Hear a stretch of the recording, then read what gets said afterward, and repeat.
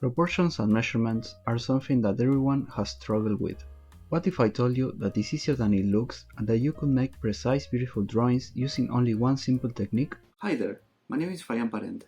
As an illustrator specializing in fantasy art, I work with a lot of companies around the world, helping them to tell stories and create fantasy worlds. I draw everything, from items to characters to creatures and to small illustrations and big illustrations.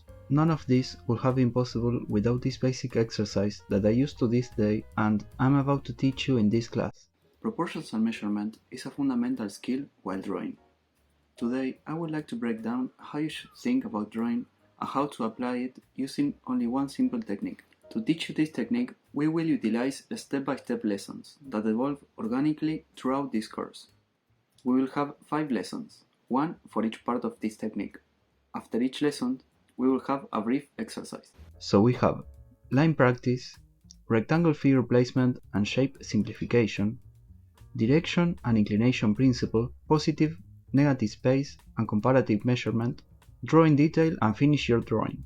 This exercise is made for you to improve your accuracy and proportions quickly and organically. So, once you learn it, it can be used for anything, since it's focused on leveling up your skill, so it's useful to amateur or professional artists alike.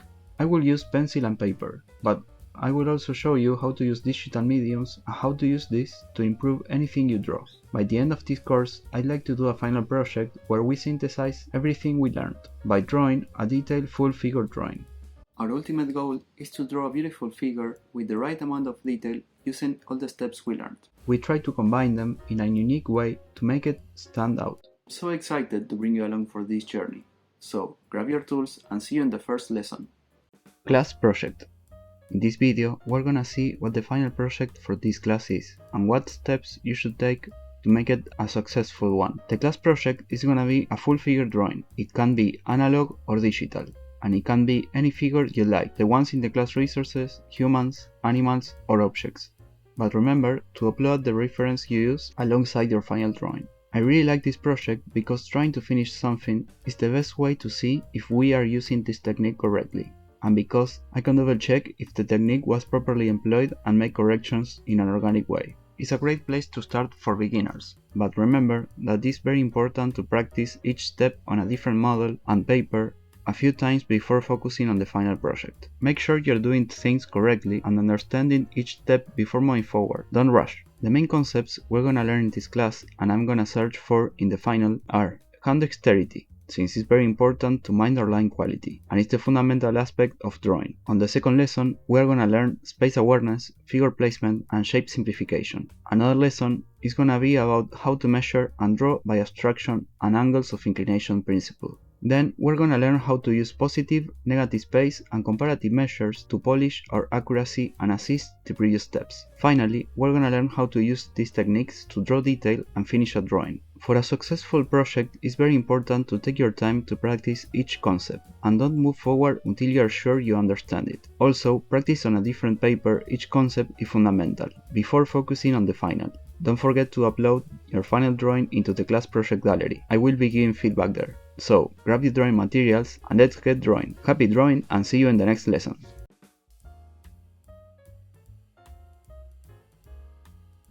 When drawing, repeated practice is needed, but there is such thing as good practice and bad practice. So, these two simple hand dexterity exercises will help you with line quality and will support the way of drawing I'm gonna show you in the next lessons. Using your wrist while drawing is fine when it makes sense, but we will be limiting ourselves if we don't go beyond the wrist. The wrist serves well for small strokes and details, but see how it compares with using the whole arm when drawing long lines. Drawing with the whole arm works for short and long strokes alike, and is much better for steady lines overall. There are tons of good pen dexterity exercises out there, but these two are the most suited for this class, since it will help us to stop focusing on the contours by observing only directions while drawing straight lines. The first exercise is stroke dexterity. We first draw long parallel straight lines, both horizontal and vertically. They are not gonna be perfect, and that's okay. We are focusing on improving rather than perfection, so it's better to focus on the motion than on the result. Again, remember to use the entire arm for this. Your palm should not be touching the paper or screen. This is a pretty relaxing exercise, and you'll know your lines are straight if you end up with nice even squares or rectangles. This will help us with line quality, but also will support starting to see directions rather than details, so it's fundamental for the next steps. Try this a few times. Very quickly you will notice an improvement. Don't forget to use your whole arm. I repeat this often because it's important to develop muscle memory with the whole arm while drawing, and the best way to do so is by putting your focus on it repeatedly. The second exercise not only covers pencil dexterity, but by extension also covers depth perception. We start by drawing a square plane or a rectangle in perspective, and draw it in any angle, but trying to make different angles each time. This will help us to apply what we learned before, while drawing something a bit more complex. Now we find the middle section of the plane by tracing two diagonal lines that connect a corner with the contrary one. The intersection point of these two lines is the middle of the plane. We can find it like this, or if you're feeling confident, you can try to first draw the middle considering the perspective we are dealing with on each case, and then double check it by using the intersection method I just explained. As you go towards the horizon, things tend to seem smaller, so the center is never quite in the middle here. Always it's gonna be closer to the shoulder side. The most important thing while drawing like this is to remember to draw with your entire arm, and your hand never touching the canvas.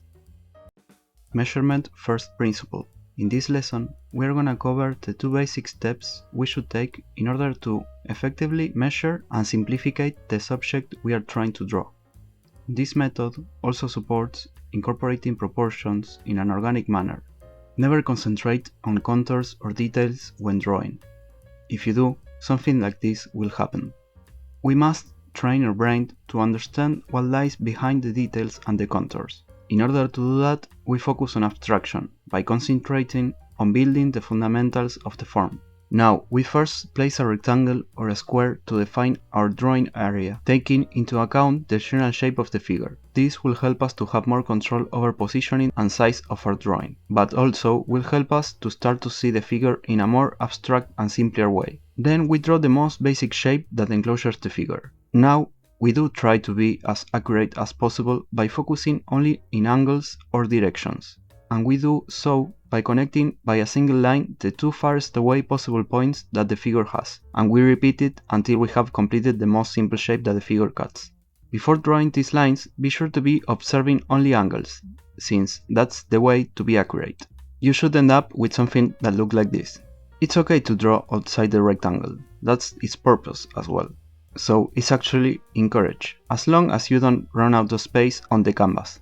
We also draw light, because if we are producing a final drawing, this will be our base.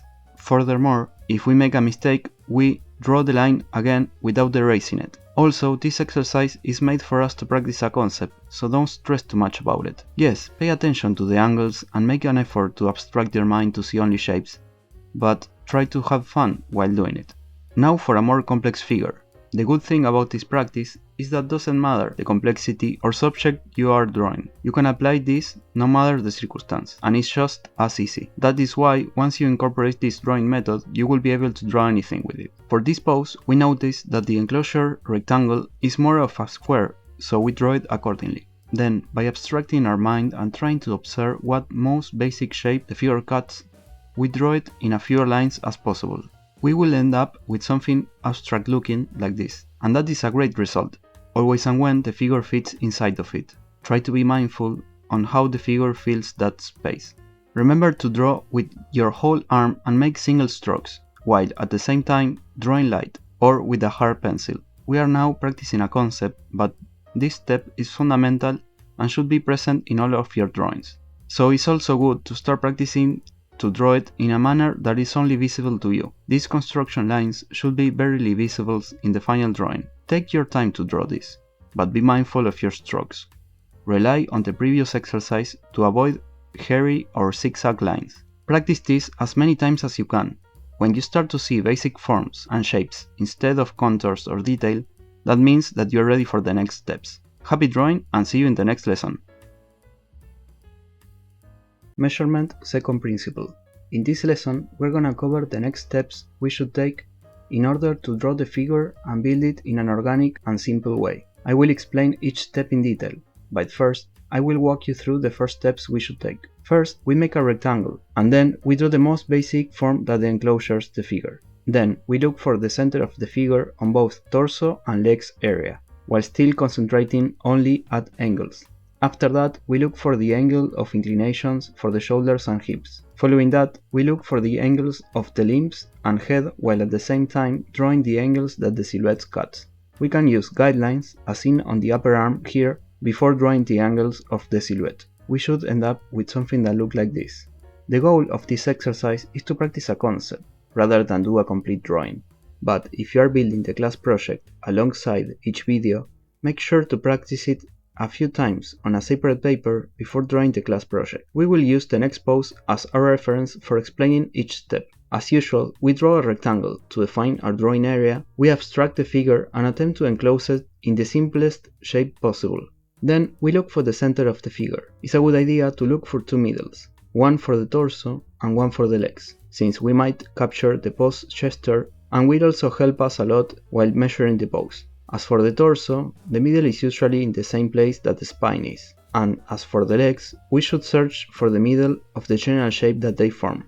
Then we search for the angle of inclination of the shoulders and hips, drawing a line that goes from shoulder to shoulder and to iliac crest to iliac crest. By doing this, we capture the relationship between the torso and pelvis and allow us to see the silhouette more clearly, since the torso will be pinched on the side where the two lines are closer from each other and relax on the opposite side, and this will help us with the next step as well. After that, we trace lines for the limbs, head and body. It can be guidelines as seen here on the limbs, or long lines based on the angles of the silhouette. It's okay to use both. The most important aspect to pay attention throughout all of the steps is to observe only angles and inclinations, while at the same time making long, light lines. Don't forget our first lesson. Now, time for a little demo.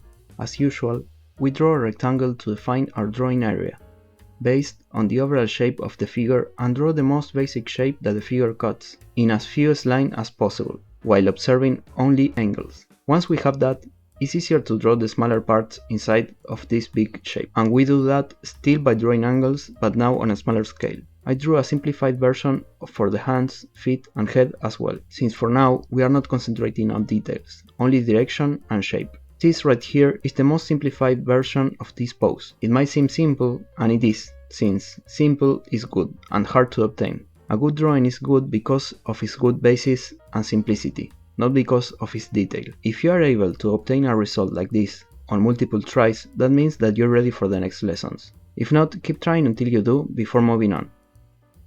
Happy drawing and see you in the next lesson. Measurement, third principle. In this lesson, we're gonna cover two more tools that can help us in all of the other steps, and it might also assist us in correcting and double checking our drawing. But most importantly, it's crucial to practice this way because it will help us even further in learning proportions and simplification in an organic manner. This method can be used from the start. Don't think of it as a last step in the process. They are techniques that can assist and support all the other steps. The first method is negative and positive space. We look for the figure negative space employing abstraction to view it as an actual figure. This is another method of measuring that blends in with the others. Look for the negative space to see the figure. The fill space is the figure positive space, and by comparing one with the other, we can see if we made a mistake during the angles of inclination placement. We may also measure by comparing the distance from one portion to the other by tracing lines that the body doesn't actually have, to check by comparison at what distance or angle a certain part is in relation to another. This is referred to as comparative measures. To quickly summarize, first we focus on synthesis and abstraction to draw the figure in its more basic form. Then we draw the mid-section and direction for the shoulders, pelvis and limbs. After that, we use straight lines to compare and measure the figure, at the same time using negative space as a guide. With practice, you will be able to do them all at the same time. Rather than focusing on drawing the body, always draw simple forms. Then, following the process I described before, work your way down from large to little. Happy drawing and see you in the next lesson. Finish a drawing and draw detail. Today I will make a quick recap on what we learned before and show you how can you use the same concepts to advance the drawing a little bit more. First, we start with a square, as usual. Then, we draw the most general shape that encloses the figure. Then we search for the middle of the torso and hips. After that, we proceed to draw the direction of the shoulders, hips, and head, following by drawing the direction of the limbs. We observe the direction of each joint. The lines we draw aren't the shape or contours, they just represent the inclination for that part.